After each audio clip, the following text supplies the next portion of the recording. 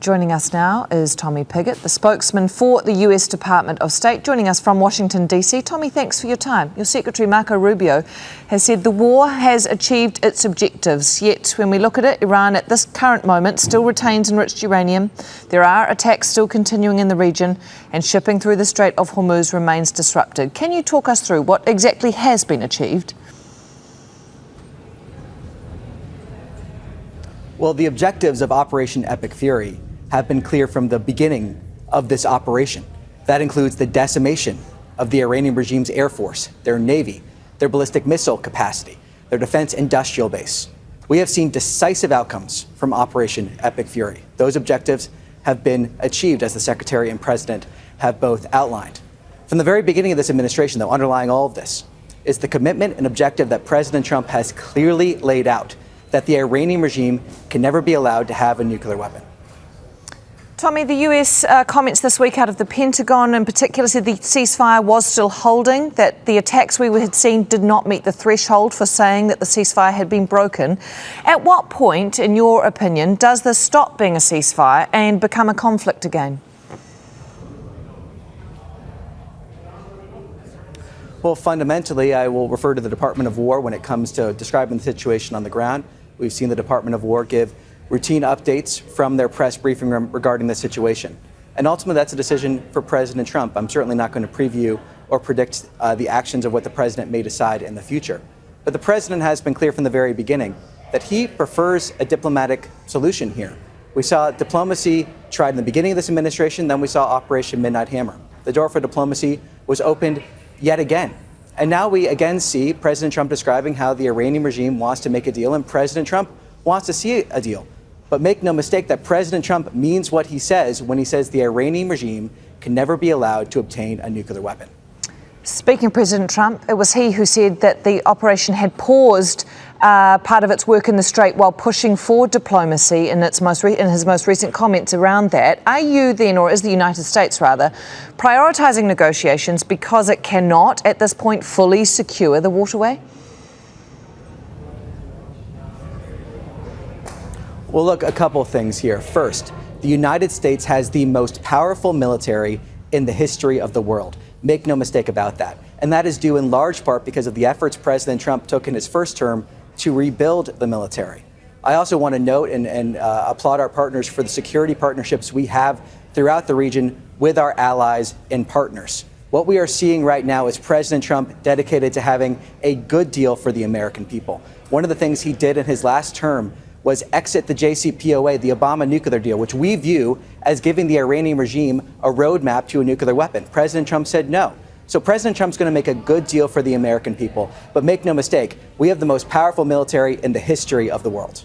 Can we talk about making a good deal? Is the US still trying to pressure Iran into some concessions, or has the strategy shifted? Is this more about securing a deal at any cost at this point? Well, as I just noted, President Trump leaving the JCPOA, leaving the Obama nuclear deal, because of the way that it gave the Iranian regime a roadmap to a nuclear weapon. And President Trump has spoken about this continually, that he's not going to be rushed, to use his term, into a bad deal. He's going to make a good deal for the American people. President Trump is a deal maker. All you have to do is around the world, the deals that benefit, of course, the United States, but also benefit the nations we make deals with. When it comes to the Iranian people, for example, the president describing how we want the Iranian people to be prosperous. But we see a difference between the Iranian regime and the Iranian people, something the secretary also described yesterday. So the president's not going to be rushed into a bad deal. He's going to make a good deal. And I think fundamentally and importantly here, peace in the Middle East is not possible with the Iranian regime having a nuclear weapon. We have a president that is dedicated to advancing the cause of peace, and making sure the Iranian regime cannot have a nuclear weapon is a fundamental part of that, both for peace in the region, but peace around the world. The other fundamental part, of course, the Strait of Hormuz, which has now been partially blocked or fully blocked for many, many weeks, over 1,000 ships affected. Did the US underestimate, in your opinion, the global economic consequences of this crisis? Well, look, as President Trump has described, he was very clear-eyed about the temporary short-term disruptions that may result from the Iranian regime trying to disrupt trade through the Strait of Hormuz. The Secretary and the President both describing yesterday and as recently as today that there's not going to be a situation where we normalize a country being able to determine who is allowed to use an international waterway. That's something that's not going to happen. So we're seeing the United States blockade of Iranian ships and Iranian ports. I think also two important points to make here as well are the economic cooperation agreements we have with so many countries in the region. Thinking back to President Trump's visit to the region, for example, the trillions of investments and partnerships, unprecedented level of partnerships economically between countries in the region and the United States. I think it's also important to point out the fact that we're unleashing American energy in the United States. And we're seeing many countries come to the United States for energy, and producing energy is something that the president has very much espoused and wants to see other countries do for the sake of helping all of our national securities and our economies. Right. Adjacent to all of this, of course, the situation in Lebanon, Tommy. The ceasefire there was meant to stabilise the situation. Fighting has continued. It's been devastating in some areas. Was that agreement ever realistic? Well, look, fundamentally, and Secretary Rubio spoke about this yesterday, no one is downplaying the challenges ahead of us here. No one is saying this is going to be easy.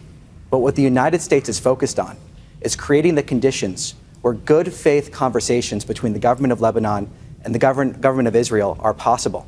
Our goal here is long-term peace and prosperity, and that's why we're focused on creating the space for those good faith conversations.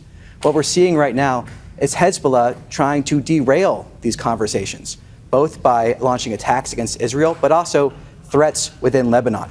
So our focus remains on creating the space for good faith conversations. The first conversations at this level of engagement since 1993. So we've seen historic events already taking place, but no one is downplaying the challenges here. No one is saying this is going to be easy. The diplomacy around this issue continues. Tommy Pigott joining us from the State Department. Thank you. Thank you for having me on.